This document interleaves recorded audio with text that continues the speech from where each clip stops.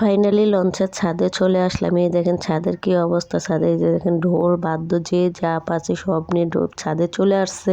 সবাই ছাদের মধ্যে অনেক আনন্দ করবো, ফুর্তি করবো। অনেকে নেমে যেতেছে, যারা যারা দেখা শেষ হয়েছে তারা তারা নেমে যেতেছে। হ্যালো এভরিওয়ান, কি অবস্থা? আশা করি সবাই ভালো আছেন। আমিও ভালো আছি। আমি যেহেতু অনেকেই জানেন যে আমি ঘুরতে গেছিলাম, কিন্তু আসলে কি আমি ঘুরতে যাই না। আমার শরীর অসুস্থ আসলে, মন ভালো নাই, শরীর ভালো নাই। শরীর ভালো না থাকলে মনও ভালো থাকে না। সেজন্য আমি একটু শরীয়তপুরে গিয়েছিলাম, পদ্মা নদী এখানে একটা জরুরি কাজের উদ্দেশ্যে। সেই সব কাজটা আপনাদের সাথে শেয়ার করতে পারলাম না, যেহেতু এটা পার্সোনাল বিষয়। সেই জন্য আপনাদের সাথে সব কিছু শেয়ার করতে পারি না। যেতটুকু পাচ্ছি এতটুকুই শেয়ার করছি। দেখেন পদ্মা নদীটা কত সুন্দর, কীরকম সবুজ নীল শান্ত পানি, তাই না? কিন্তু পানির মধ্যে নামলে বোঝা যায় যে কতটা ঢেউ। এই যে দেখেন পানির উপরে কত সুন্দর সুন্দর কচুরি ফেনা, আমরা তো এগুলো কচুরি ফেনা বলি। আপনারা কে কী নামে বলেন অবশ্যই কমেন্টস করে জানাবেন। বা আমি বেশি যে ভয়েস দিতেছি, আমি অসুস্থ, খুবই অসুস্থ। আমার গলার বয়সটা যে শুনলে বুঝতে পারবেন আপনারা যে আমি কতটা অসুস্থ। আমার গলার বয়সটা বসে গেছে। আমি ইদানিং খুবই অসুস্থ, আমার শরীরটা একদম ভালো নাই।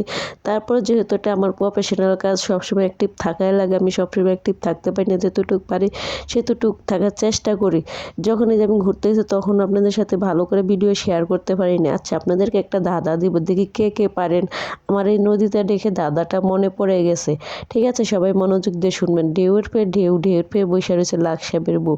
যদি কেউ পারেন অবশ্যই কমেন্টস করে জানাবেন। এই যে দেখেন একটা জিনিস, ভিআইপি পার্সোনালদের জন্য ভিআইপি পার্সোনাল রুম আছে। আমরা ভাই গরিব গরিব মানুষ ঢালা বিছনা করে চলে আসছে। যে পরে ঘুরতে ঘুরতে পুরো লঞ্চ যখন ঘুরতে ঘুরতে ঘুরতে ঘুরতে দেখি এরকম সুন্দর, এমনিতে কেবিন আছে, তারপরে এটা হচ্ছে কেবিনের থেকে আরও বেশি ভিআইপি পার্সনের রুম।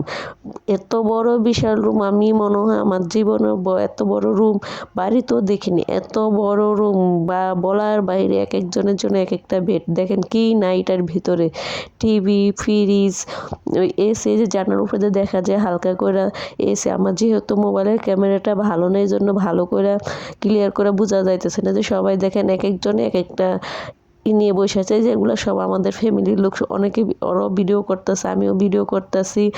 সবাই তো আবার ভিডিওতে আসার অভ্যস্ত না। দেখেন আমি ভয়েস দিতে পারতেছি না, ভয়েস দিতে গেলে আরও গলাটা বসে যাইতেছে। আমি জানি না আমার ভয়েসটা কীভাবে কীরকম শোনা যাইতেছে। অবশ্যই যদি ভালো শোনা যায় তাও বলবেন, না শোনা গেলে তারপরে একটু ক্লিয়ার করে শোনার চেষ্টা করবেন। কারণ অসুস্থ আল্লাহর দান, এটা কেউ কখনো নিয়ে আসে না। আর আল্লাহ নাকি যাকে বেশি ভালোবাসে তাকে নাকি অসুস্থ দেয় বেশি। সেই জন্য মনে আমাকে আল্লাহ ভালোবাসে বেশি, সেই জন্য অসুস্থ দেয় বেশি। আপনাদের সাথে ভালো করে কথাও বলতে পারতাছি না, বা আমার মোবাইলের ক্যামেরাটা ভালো নেই, যেন সব কিছু ভালো করে বুঝাইতেও পারতাছি না।